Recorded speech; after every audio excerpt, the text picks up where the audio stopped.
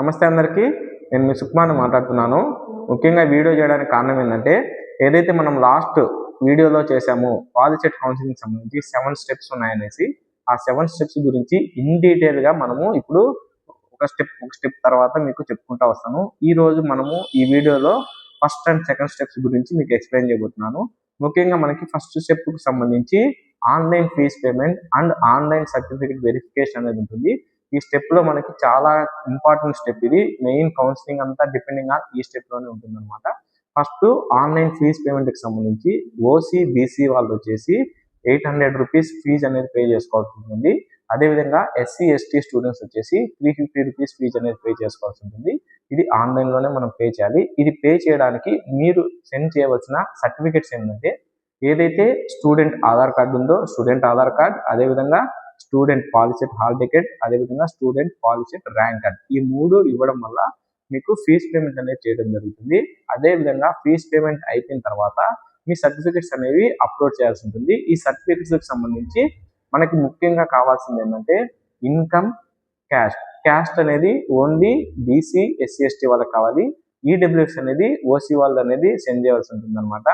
అదేవిధంగా study certificates అనేవి must and షుడ్గా మీరు 4th క్లాస్ నుంచి 10th క్లాస్ వరకు ఎక్కడ చదివారు అనేది మస్ట్ అండ్ షుడ్గా సెండ్ చేయాల్సి ఉంటుంది. అది ఖచ్చితంగా మనం అప్లోడ్ చేయాలి కౌన్సిలింగ్ లో.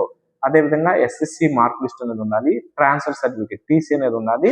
ఇంకా మనకి ఏం కావాలి అంటే, మనకి సంబంధించిన POLYCET hall ticket, POLYCET rank card అనేది మీరు ఎలాగో పంపిస్తారు కాబట్టి దాన్ని నేను ఎడిట్ చేసుకుంటాను అనమాట.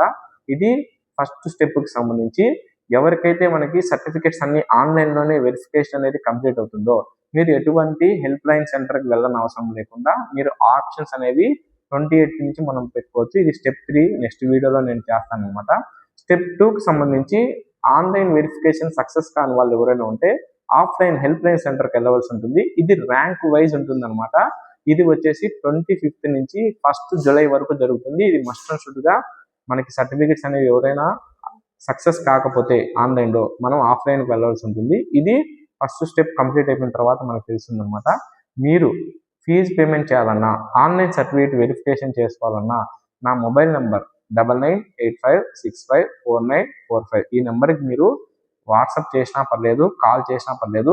నేను మీకు ఈ online fee payment and certificate verification అనేది చేపించడం జరుగుతుంది అనమాట.